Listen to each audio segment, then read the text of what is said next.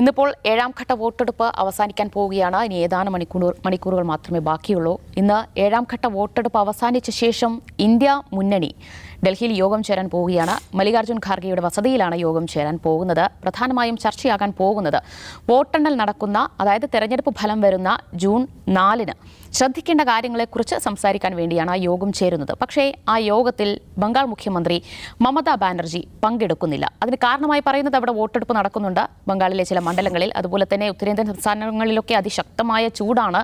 അപ്പോൾ മുഖ്യമന്ത്രി എന്ന നിലയിൽ ഔദ്യോഗികമായ ജോലികൾ ചെയ്യാനുണ്ട്. അതുകൊണ്ടാണ് ആ യോഗത്തിൽ നിന്ന് വിട്ടുനിൽക്കുന്നത് എന്നാണ് മമതാ ബാനർജി ഇന്ത്യ സഖ്യത്തെ അറിയിച്ചിട്ടുള്ളത്. പക്ഷേ നമുക്കറിയാം, ദേശീയ തലത്തിൽ മമതാ ബാനർജി ഇന്ത്യ സഖ്യത്തിന്റെ ഭാഗമാണെന്നൊക്കെ പറയുന്നുണ്ടെങ്കിലും ബംഗാളിൽ CPM-ഉം തൃണമൂലും സഖ്യത്തിനൊപ്പം ഇല്ല. അപ്പോൾ ഈ യോഗത്തിൽ നിന്ന് വിട്ടു നിൽക്കുന്നതിന് പിന്നിൽ മമത ലക്ഷ്യം വയ്ക്കുന്നത് എന്താണ് എന്നാണ് നമ്മൾ അടുത്തതായി സംസാരിക്കാൻ പോകുന്നത്. പ്രമോദ് സാർ, നേരത്തെയും പല യോഗത്തിലും മമതാ ബാനർജി പങ്കെടുത്തിട്ടില്ല, പ്രതിനിധി അയക്കുകയാണ് ചെയ്തത്. ഇപ്പോൾ വോട്ടെണ്ണലിന് മുൻപ് നടക്കുന്ന ഒരു സുപ്രധാന യോഗമാണ് ഇന്ന് നടക്കാൻ പോകുന്നത്. അവിടെയും മമതയില്ല. എന്തോ ലക്ഷ്യമുണ്ടല്ലേ മമതയുടെ ഈ തീരുമാനത്തിന്? ഇല്ല, അതെന്താ? എനിക്ക് അതിൽ വേറൊരു കാഴ്ചപ്പാടാണുള്ളത്. ഇപ്പോൾ മമതാ ബാനർജി പങ്കെടുക്കുന്നുണ്ടോ ഇല്ലയോ എന്നുള്ളതിനെ ഒരു പർവ്വതീകരിക്കേണ്ട ഒരു കാര്യമില്ല എന്നാണ് എൻ്റെ അഭിപ്രായം. അവർ പങ്കെടുക്കാത്തതിന് അവരുടേതായിട്ടുള്ളൊരു ന്യായീകരണമുണ്ട് എന്നുള്ളത് നമുക്കറിയാം. ഒന്ന്, അവിടെ വോട്ടിംഗ് നടന്നുകൊണ്ടിരിക്കുകയാണ്, പോളിംഗ് ആണ്.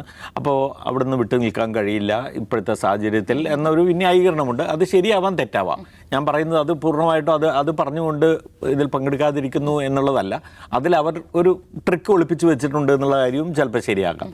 പക്ഷേ ഞാൻ പറയുന്നത് അതല്ല. ഞാൻ പറയുന്നത് ഇന്ത്യ മുന്നണി എന്ന് പറയുന്നത് നമ്മളീ പറയുന്ന പോലെ ഒരു എന്താ പറയുക, ഏകദാനമായ, വളരെ എന്താ പറയുക, ഒരൊറ്റ സ്വഭാവത്തിലുള്ള ഏകശിലാരൂപമായൊരു സംഗതിയല്ല എന്നുള്ളത് നമ്മൾ മനസ്സിലാക്കണം. ഇന്ത്യയുടെ തന്നെ വിവിധ ഭാഗങ്ങളിൽ ഈ ഫെഡറൽ സ്വഭാവത്തിൽ നിൽക്കുന്ന നമ്മുടെ സംസ്ഥാനങ്ങളുടെ ഒരു രാഷ്ട്രീയ സ്വത്വങ്ങളുടെ ഒരു കൂടിച്ചേരലാണത്.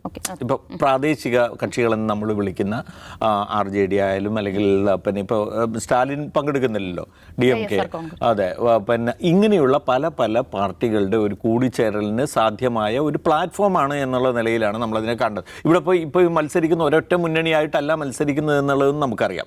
ബംഗാളിലല്ല, കേരളത്തിലല്ല, പഞ്ചാബിലല്ല. അപ്പോൾ അതുകൊണ്ട് ഇതൊരു മുന്നണി എന്ന നിലയിൽ അതിൻ്റെ ഒരു കൊഹസീവ്നെസ് ടെസ്റ്റ് ചെയ്യപ്പെടുന്നു എന്ന നിലയിൽ കാണേണ്ട കാര്യമില്ല എന്നാണ് ഞാൻ വിചാരിക്കുന്നത്. കാരണം പങ്കെടുക്കുന്നതും പങ്കെടുക്കാതിരിക്കുന്നതും അല്ല അതിൻ്റെ വിഷയം. അവിടെ അതിന് സാധ്യമായ രീതിയിലുള്ള ഒരു അന്തരീക്ഷം നിലനിർത്തുക എന്നുള്ളതാണ്. ഒരു മോദി വിരുദ്ധ, BJP വിരുദ്ധ സ്പേസ് എന്നുള്ളത് നിലയിൽ അതിനെ കാണണം എന്നാണ് ഞാൻ വിചാരിക്കുന്നത്. അവിടെ ചിലപ്പോൾ ഒരു ലീഡറെ നിങ്ങൾ കണ്ടെത്തേണ്ടി വരും. ഒരു മന്ത്രിസഭ രൂപീകരിക്കുന്ന സാഹചര്യത്തിലേക്ക് പോവുകയാണെങ്കിൽ അതിന് വേണ്ടുന്ന സന്നാഹങ്ങൾ, സംവിധാനങ്ങൾ വേണ്ടിവരും. അത് സ്വാഭാവികമായി ഉയർന്നു വരാൻ കഴിയുന്ന തരത്തിലുള്ള ഒരു സ്പേസിനെ കുറിച്ചാണ് ഞാൻ അവിടെ എപ്പോഴും കാണുന്നത്. അതല്ലാതെ നമ്മൾ ഇപ്പോൾ കഴിഞ്ഞ ഏതോ ഒരു ദിവസം ഞാൻ വളരെ ഗൗരവത്തിൽ തന്നെ ഒരു സുഹൃത്ത് പറയുന്നത് ഞാൻ കേട്ടു. ഇപ്പം എല്ലാം ഉണ്ട്, ഇന്ത്യ മുന്നണിക്ക് എല്ലാം ഉണ്ട്, പക്ഷെ മോദിയെപ്പോലൊരു നേതാവില്ല എന്ന് പറഞ്ഞു. മോദിയെപ്പോലൊരു നേതാവ് ഉണ്ടാകാൻ പാടില്ല എന്നുള്ളതാണല്ലോ മറുപക്ഷത്ത് നമ്മൾ കാണേണ്ട കാര്യം. അല്ലാതെ മോദിയെ പോലെ ഒരു നേതാവില്ല എന്നത് ഇവിടുത്തെ കുറവാണ്. എങ്കിൽ പിന്നെ മോദി തന്നെ മതിയല്ലോ എന്നാണല്ലോ നമ്മൾ കാണുന്നത്. അങ്ങനെ ഒരാളിലേക്ക് ആരോപിക്കാൻ കഴിയുന്ന എല്ലാ രാഷ്ട്രീയ ശരികളും വെച്ചിട്ട് ഒരാളെ മാത്രം, അതിപ്പോൾ രാഹുൽ ഗാന്ധി ആവട്ടെ, ഖാർഗെ ആവട്ടെ, മമതാ ബാനർജി ആവട്ടെ, സ്റ്റാലിൻ ആവട്ടെ, ആരും ആവട്ടെ, അപ്പോൾ അവരിലേക്ക് മാത്രമായി ഒതുങ്ങുന്ന ശൈലിയല്ല യഥാർത്ഥത്തിൽ ഡെമോക്രസിയിൽ ആവശ്യമുള്ളത് എന്നുള്ളത് കൊണ്ടാണ് ഞാൻ പറയുന്നത്. അങ്ങനെ ഒരു ശൈലിയുടെയോ അങ്ങനെ ഒരു പിതൃരൂപത്തിൻ്റെയോ ആവശ്യം ഇല്ല പൊളിറ്റിക്സിൽ. അതുകൊണ്ട് ഇനിയിപ്പോൾ തുടർന്ന് അങ്ങോട്ടുള്ള കാര്യങ്ങൾ എങ്ങനെ സംഭവിക്കാം, എന്തൊക്കെ സംഭവിക്കാം എന്നുള്ളതാണല്ലോ വിഷയം. ഇപ്പോൾ മമത പങ്കെടുക്കാതിരിക്കുന്നതോടെ അതിനുള്ളിൽ ഭിന്നത രൂപപ്പെടുന്നു. ഈ ഭിന്നത എന്നൊക്കെ പറയുന്നത് ആയിക്കോട്ടെ, ഭിന്നത ഉണ്ടായിക്കോട്ടെ, എന്താ കുഴപ്പം? അഭിപ്രായ ഭിന്നത. മമതാ ബാനർജിയാണ് ഇന്ത്യ മുന്നണി എന്നുള്ള പേരിലേക്ക് അതിനെ എത്തിച്ചത് എന്ന് പറഞ്ഞു. അതുപോലെ തന്നെ ധാരാളം കോൺട്രിബ്യൂഷൻ. ഇപ്പോൾ അവിടെ എത്ര സീറ്റ് അവർ നേടുന്നു എന്നുള്ളത് വളരെ പ്രധാനപ്പെട്ട കാര്യമാണ്. ഇന്ത്യ മുന്നണിയെ സംബന്ധിച്ചിടത്തോളം വളരെ പ്രധാനപ്പെട്ട ഒരു കാര്യമാണ്. ആ സീറ്റ് നേടുന്നതിലാണ് നമ്മൾ ശ്രദ്ധിക്കേണ്ടതെന്നാണ് എനിക്ക് തോന്നുന്നത്. ആ സീറ്റ് നേടട്ടെ. അതുപോലെ തന്നെ അവർക്കിപ്പോൾ സ്റ്റാലിൻ ഇപ്പോൾ അവിടുന്ന് പങ്കെടുക്കുന്നില്ല എന്ന് പറഞ്ഞു. സ്റ്റാലിൻ പങ്കെടുക്കുന്നില്ലാത്തതുകൊണ്ട് സ്റ്റാലിൻ ഇതിൻ്റെ എല്ലാ സംഗതികളോടും വിയോജിച്ചുകൊണ്ട് നിൽക്കുകയാണെന്ന് നമുക്ക് പറയാൻ കഴിയില്ല. അപ്പോൾ മാത്രമല്ല, ഇതിലിനി ഒരു നേതാവിനെ തിരഞ്ഞെടുക്കലാണ് ഏറ്റവും വലിയ ഒരു സംഗതി അതിനകത്ത് വരാൻ പോകുന്നതെന്നും ഞാൻ കരുതുന്നില്ല. ഒരുപക്ഷെ പിന്നെ നമുക്ക് കാണേണ്ടി വരുന്നത് ഇങ്ങനെയാണ്. BJPക്ക് കേവല ഭൂരിപക്ഷം ലഭിക്കുന്നില്ല. പിന്നെ മുന്നണി എന്ന നിലയിൽ അവരൊരുപക്ഷെ കേവല ഭൂരിപക്ഷത്തിലേക്ക് എത്തിയേക്കാം, ചിലപ്പോൾ എത്താതിരുന്നേക്കാം. പക്ഷേ മറ്റു പാർട്ടികൾ, ഇപ്പോൾ YSR കോൺഗ്രസ് ഉണ്ട്, BJD ഉണ്ട്. BJD ഒക്കെ അവിടെ BJPയുമായിട്ട് ഭയങ്കരമായ ലോ ലെവലിലേക്കുള്ള പിന്നെ ഫൈറ്റിലേക്കാണ് പോയിരിക്കുന്നത് ഇത്തവണ. അതുകൊണ്ട് തന്നെ ഇനി അവർ തിരിച്ചു വന്ന് അവരെത്ര കണ്ട് BJPയെ ഒരു പിന്നെ മൗന സമ്മതം എന്നുള്ള നിലയിൽ BJPയോടൊപ്പം അവർ നിൽക്കുന്നുള്ളത് നമുക്കറിയില്ല. അതുകൊണ്ട് തന്നെ ആ ഒരു കൂട്ടായ്മയ്ക്ക് എത്ര കണ്ട് ഒരു ഇന്ത്യയുടെ സ്വഭാവം ഉണ്ടാവും എന്നുള്ളതാണ് ഏറ്റവും പ്രധാനപ്പെട്ട കാര്യം എന്ന് ഞാൻ പറഞ്ഞത്. വെസ്റ്റ് ബംഗാളിൽ നിന്ന് വേണം, തമിഴ്നാട്ടിൽ നിന്ന് വേണം ഒരു നേതാവ്, അതുപോലെ തന്നെ ബീഹാറിൽ നിന്നൊരു നേതാവ്, ഇങ്ങനെ പല ഭാഗത്തു നിന്നുള്ള നേതാക്കളും കാഴ്ചപ്പാടുകളും എല്ലാം ഉൾക്കൊള്ളുന്ന ഒരു ബഹുസ്വര പ്ലാറ്റ്ഫോമായിട്ട് അത് നിലനിൽക്കുക എന്നതാണ് ഇന്ത്യയെ സംബന്ധിച്ചിടത്തോളം വേണ്ടത് എന്നാണ് ഞാൻ. പ്രധാനമന്ത്രി പോലും ഒരു പ്രശ്നമാവരുത്, പ്രധാനമന്ത്രി പോലും അത്ര പ്രധാനമാവരുത് എന്നുള്ള ഒരു കാര്യമാണ് എനിക്ക് തോന്നുന്നത്. കാരണം നമ്മൾ ഇനി മുന്നോട്ട് പോകേണ്ടത്, അല്ലെങ്കിൽ ഒരു വളരെ അതിശക്തനായ ഒരു പ്രധാനമന്ത്രി എന്ന നിലയിൽ മോദി നമുക്ക് ഈ 10 വർഷം നമ്മളെ എങ്ങനെ കൊണ്ടുപോയി എന്നുള്ളത് നമുക്ക് വ്യക്തമായി അറിയുന്നത് കൊണ്ട് അത്രയൊന്നും ശക്തനല്ലാത്തൊരു പ്രധാനമന്ത്രി ആയാലും കുഴപ്പമില്ല എന്നുള്ളതാണ് എൻ്റെ അഭിപ്രായം. പ്രമോദ് സാർ പറയുന്ന പോലെ അങ്ങനെ ഒരു വിശാലമായ കാഴ്ചപ്പാടിലേക്ക് വളരാൻ ഇപ്പോഴത്തെ സാഹചര്യത്തിൽ ഇന്ത്യ സഖ്യത്തിന് കഴിയുമോ? എന്തായിരിക്കും ഇനിയിപ്പോൾ ഒരു ഫലമൊക്കെ വന്നു കഴിഞ്ഞാൽ സംഭവിക്കാൻ പോകുന്നത്? അല്ല, ഇന്ത്യ സഖ്യം രൂപപ്പെടുന്നത് ഒരു അതിജീവന പ്രതിസന്ധിയുടെ മുമ്പിലാണെന്ന് കാര്യം ഓർക്കണം. അതുകൊണ്ട് തന്നെ മറ്റ് ഓപ്ഷൻസ് വളരെ കുറവാണ്. അതുകൊണ്ട് അവർക്ക് അതിനകത്ത് ഒരു പരിധി കഴിഞ്ഞ് അലമ്പ് കളിക്കാൻ പറ്റുമെന്ന് ഉറപ്പില്ല. മമതാ ബാനർജി പങ്കെടുക്കാത്തതിന് കാരണങ്ങൾ കാണാം. കാരണം മമത പശ്ചിമ ബംഗാളിൽ ഇന്ത്യ സഖ്യം എന്ന നിലയ്ക്കല്ലോ മത്സരിക്കുന്നത്, ഒറ്റയ്ക്കാണ് മത്സരിക്കുന്നത്. ഇന്ത്യ സഖ്യത്തിലെ കക്ഷികളുമായിട്ട്, പ്രത്യേകിച്ച് കോൺഗ്രസും CPM-ഉമായിട്ട് എനിക്ക് യാതൊരു തരത്തിലുള്ള ബന്ധമില്ല, അവരുമായിട്ട് ശരിയാവില്ല എന്ന ക്യാമ്പയിൻ എടുത്തിട്ടാണ് അവിടെ മത്സരിക്കുന്നത്. അങ്ങനെ ഒരു മത്സരം നടന്നുകൊണ്ടിരിക്കവേ, എന്ന് വെച്ചാൽ അത് പൂർണ്ണമായിട്ടില്ല. ഇന്ന് വൈകുന്നേരം 6 മണിക്ക് പോളിംഗ് പൂർത്തിയാവുള്ളൂ. അതിനിടയിൽ ഡൽഹിയിൽ ഒരു മീറ്റിംഗ് ഈ കക്ഷികളുമായി പോയി ഇരിക്കുക എന്നത് പോളിംഗ് പൂർത്തിയാവാത്ത ഘട്ടത്തിൽ അവർക്ക് ഒരു നല്ല മെസ്സേജ് ആവില്ല എന്നവർ സ്വാഭാവികമായും വിചാരിക്കുന്നുണ്ടാണ്. അതുകൊണ്ടാണ് നമ്മൾ ഈ ഇന്ത്യ സഖ്യം എന്നൊക്കെ പറയുമ്പോഴും അവരുടെ അകത്തെ അവരുടെ ഇൻറ്റേർണൽ താല്പര്യം, സ്റ്റേറ്റിലെ താല്പര്യം വേറെയാണ്. അപ്പോൾ അതുകൊണ്ട് ആ കക്ഷികളുടെ കൂടെ ഇരിക്കുന്നത് വോട്ടർമാരെ കൺഫ്യൂസ് ചെയ്യിക്കുമെന്ന് വിചാരിച്ചിട്ട് അതിൽ പങ്കെടുക്കേണ്ടതില്ല എന്ന് ആവാനുള്ള സാധ്യത വളരെ കൂടുതലാണ്.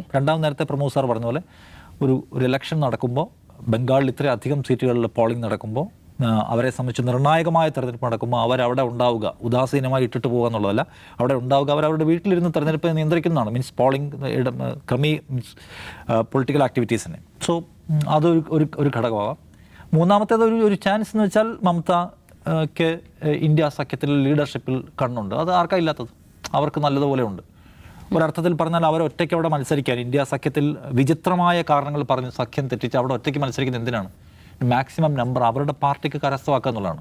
മാക്സിമം നമ്പറുള്ള പാർട്ടിക്ക് എന്താണ് കപ്പാസിറ്റി, എന്താ ബാർഗെയിനിങ് കപ്പാസിറ്റി കൂടും സഖ്യത്തിനകത്ത്. അപ്പോൾ മാക്സിമം നമ്പറുള്ള ഒരു പാർട്ടിയായി മാറിയാൽ മമതാ ബാനർജിയെ സംബന്ധിച്ച് അവർക്ക് ഞാനാണ് ഇതിൻ്റെ ലീഡർഷിപ്പിൽ വരാൻ ക്വാളിഫൈഡ് ആയ ആൾ എന്ന് അവർക്ക് ക്ലെയിം ചെയ്യാൻ പറ്റും. അപ്പോൾ അതും അവരവിടെ ഒറ്റയ്ക്ക് മത്സരിക്കുന്നതിന് കാരണമാണ്. അതുകൊണ്ട് മമതാ ബാനർജി എന്തുകൊണ്ട് വരുന്നില്ല എന്ന ചോദ്യത്തിന് നമുക്ക് ആ നിലയ്ക്കുള്ള പല ഉത്തരങ്ങൾ കണ്ടെടുക്കാൻ പറ്റും. പക്ഷേ അതുകൊണ്ട് മൊത്തത്തിൽ ഇത് മൊത്തം തരിപ്പണമാകാനുള്ള, ശിഥിലമാകാനുള്ള സാധ്യത തുടങ്ങിയിരിക്കുന്നു എന്ന് അനലൈസ് ചെയ്യുന്നതിലും പ്രശ്നമുണ്ടെന്നാണ് തോന്നുന്നത്. കാരണം നേരത്തെ പറഞ്ഞ പോലെ BJP സർക്കാരുകൾ പ്രാദേശിക കക്ഷികളെ മുഴുവൻ അവസാനിപ്പിക്കാനും അവിടേക്കെല്ലാം BJPയുടെ പടർച്ച ഉറപ്പാക്കാനും ഒരൊറ്റ പാർട്ടി, ഒറ്റ ഭരണം, ഒറ്റ നേതാവ് എന്ന സിദ്ധാന്തത്തിൽ മുന്നോട്ട് പോയിക്കൊണ്ടിരിക്കുകയാണ് എന്നൊന്ന്. രണ്ടാമത്തേത്, BJP കേന്ദ്ര ഭരണത്തിലുള്ളപ്പോൾ അവർക്കൊപ്പം നിൽക്കാത്ത കക്ഷികൾ ഭരിക്കുന്ന സംസ്ഥാനങ്ങളെ ഞെരുക്കുകയും അവരുടെ സാമ്പത്തിക ഫണ്ട് ഫ്ലോ അടക്കമുള്ള സംഗതിയിൽ പിടിച്ചു വെച്ച് ആ സംസ്ഥാനങ്ങളെ ബുദ്ധിമുട്ടിക്കുകയും ചെയ്യുന്ന അപകടകരമായ കളിയും കളിച്ചു തുടങ്ങിയിരിക്കുന്നു. അപ്പോൾ ഇനി BJPയുടെ കാര്യത്തിൽ കോംപ്രമൈസ് ചെയ്യുക സാധ്യമല്ല എന്നതുകൊണ്ടാണ് മമതാ ബാനർജിയും കോൺഗ്രസും ഒരുമിച്ച് ഒരു വേദിയിലിരിക്കുന്നത്. അതുകൊണ്ടാണ് അരവിന്ദ് കെജ്രിവാളും കോൺഗ്രസും ഒരുമിച്ച് ഒരു വേദിയിലിരിക്കുന്നത്. അതുകൊണ്ട് ഇത് കേവലമായ അധികാരമോഹത്തിൻ്റെ ഒരു അടിസ്ഥാനത്തിൽ രൂപപ്പെട്ട ഒരു സംഘമല്ല, മറിച്ച് അതിജീവനം. ആ അരവിന്ദ് കെജ്രിവാളിനെ സംബന്ധിച്ച് ഇന്ന് അദ്ദേഹത്തിനൊരു സമയം കഴിഞ്ഞു, നാളെ രാവിലെ തിഹാർ ജയിലിൽ പോയി കിടക്കണം. അപ്പോൾ അയാളെ സംബന്ധിച്ച് വേറെ ഓപ്ഷനില്ല. മമതാ ബാനർജിയെ സംബന്ധിച്ച് മമതാ ബാനർജിയുടെ അടുപ്പക്കാരെയും കുടുംബക്കാരെയും മുഴുവൻ ഓടിച്ചിട്ട് വേട്ടയാടിക്കൊണ്ടിരിക്കുകയാണ് ഏജൻസികൾ. അവർക്ക് വേറെ ഓപ്ഷനില്ല അവിടെ. എന്ന് മാത്രമല്ല, അവർ കോംപ്രമൈസ് ചെയ്താൽ ആ സംസ്ഥാനത്തേക്ക് ഇരച്ചു കയറി വരാൻ പോകുന്നത് BJPയാണ്. കോൺഗ്രസും CPIM-ഉം അവിടെ ദുർബലമായ സ്ഥിതിയിലാണ്. ഈ തെരഞ്ഞെടുപ്പിൽ മറ്റെന്തെങ്കിലും ഒരു സൂചന ഉണ്ടോയെന്ന് കാണണം. BJPയാണ് മെയിൻ ഓപ്പോണൻറ്റ്. അപ്പോൾ BJPയോട് എന്തെങ്കിലും BJPയുമായിട്ട് ധാരണയാകും പോലും അവർക്ക് പറ്റില്ല. സംഭവിക്കാമെന്നറിയാമോ? BJPയുമായിട്ട് ധാരണയായാലും സംഭവിക്കുക, ആ സംസ്ഥാനത്ത് പിന്നീട് ശിവസേനയ്ക്ക് സംഭവിക്കും. മഹാരാഷ്ട്രയിൽ ശിവസേന BJPയുമായി ധാരണ ഉണ്ടാക്കുന്നു. ഫൈനലി എന്ത് ചെയ്യാണ്? ശിവസേനയെ BJP വിഴുങ്ങുകയാണ്. നിതീഷ് കുമാർ ഒരു ഘട്ടത്തിൽ ഇറങ്ങി ഓടി വന്ന എന്തിനാണ്? നിതീഷ് കുമാറിൻ്റെ പാർട്ടിയെ ബീഹാറിൽ BJP വിഴുങ്ങാൻ പോകുന്നത് പേടിച്ചിട്ടാണ്.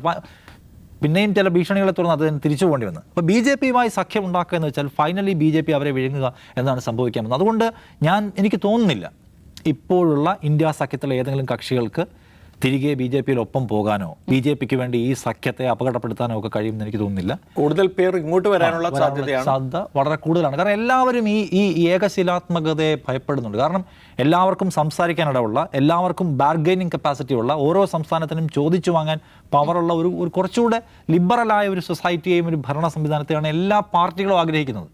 മറ്റേത് മോദി അമിത്ഷായി മാത്രമേ സംസാരിക്കൂ, വേറെ ആർക്കും സംസാരിക്കാൻ ഇടവില്ലാത്ത സ്ഥലമാണ്. അതുകൊണ്ടാണ് ആ സഖ്യത്തിനകത്ത് ആൾ കുറഞ്ഞു പോകുന്നത്. ഓക്കെ, അപ്പോൾ അതുകൊണ്ട് അങ്ങനെ വിചാരിക്കാൻ നിവൃത്തിയില്ല. പിന്നെ അപ്പുറത്തുള്ള നേതാവ് ഇപ്പുറത്തുണ്ടെന്നുള്ള ചോദ്യവും ലോജിക്കലല്ല. കാരണം അത് അവരുടെ സ്ട്രാറ്റജിയാണ്. ഒരു ഉരുക്കു നേതാവുള്ള ഒരു പാർട്ടി, അത് അവരുടെ സ്ട്രാറ്റജി. ഇപ്പോഴത്തെ സ്ട്രാറ്റജി അതല്ല. ഇപ്പോഴത്തെ സ്ട്രാറ്റജി എന്ന് പറഞ്ഞാൽ ഒരൊറ്റ പാർട്ടിയും ഒറ്റ മുന്നണിയും ഇന്ത്യയാകെ മത്സരിക്കുന്നതല്ല.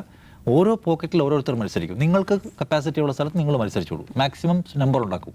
അപ്പുറത്ത് മറ്റാർക്ക് തൃണമൂൽ കോൺഗ്രസിനുള്ള തൃണമൂൽ കോൺഗ്രസ്, DMK കോൺഗ്രസ്, CPM നിങ്ങളൊക്കെ നിങ്ങളുടെ പോക്കറ്റിൽ മാക്സിമം പെർഫോം ചെയ്യുക. എന്നിട്ട് നിങ്ങൾ പരമാവധി വലയിലെ മീനുകളുമായി വരിക, നമുക്ക് ഒരുമിക്കാം. അതാണ് അവരുടെ സ്ട്രാറ്റജി. അപ്പോൾ അതുകൊണ്ട് നിങ്ങളുടെ നേതാവ് എവിടെയെന്നുള്ള അവർ ഈ തെരഞ്ഞെടുപ്പിൽ എവിടെയെങ്കിലും നേതാവ് എവിടെയെന്നുള്ള ചോദ്യം പരിഗണിച്ചിട്ടേ ഇല്ലല്ലോ. മറുപടി പറയാൻ മോദി അതിലേക്ക് കൊണ്ടുവരാൻ നിരന്തരമായി ശ്രമിച്ചു.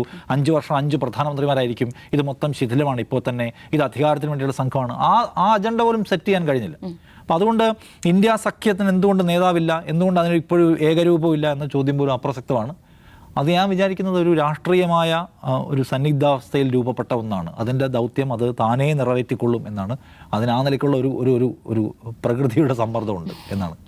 യെസ്, എന്തായാലും ഇന്നത്തെ യോഗത്തിൽ മുതിർന്ന നേതാക്കൾ ആരൊക്കെ പങ്കെടുക്കില്ല എന്നൊക്കെ പറഞ്ഞ് എന്തായാലും ഇന്ത്യ സഖ്യത്തിൻ്റെ കെട്ടുറപ്പിനെ കുറിച്ച് നമ്മൾ ചർച്ച ചെയ്യേണ്ടതില്ല എന്നാണ് തോന്നുന്നത്. നമുക്കെന്തായാലും കാത്തിരിക്കാം. ഇനി ഏതാനും മണിക്കൂറുകൾ മാത്രമേ ഉള്ളൂ. ജൂൺ 4 ഫലം അറിയുമ്പോൾ കേന്ദ്രത്തിൽ നിന്ന് BJPയെ താഴെ ഇറക്കാൻ തക്ക ശക്തിയായി ഇന്ത്യ സഖ്യം മാറുമെന്ന് നമുക്ക് എന്തായാലും പ്രതീക്ഷിക്കാം.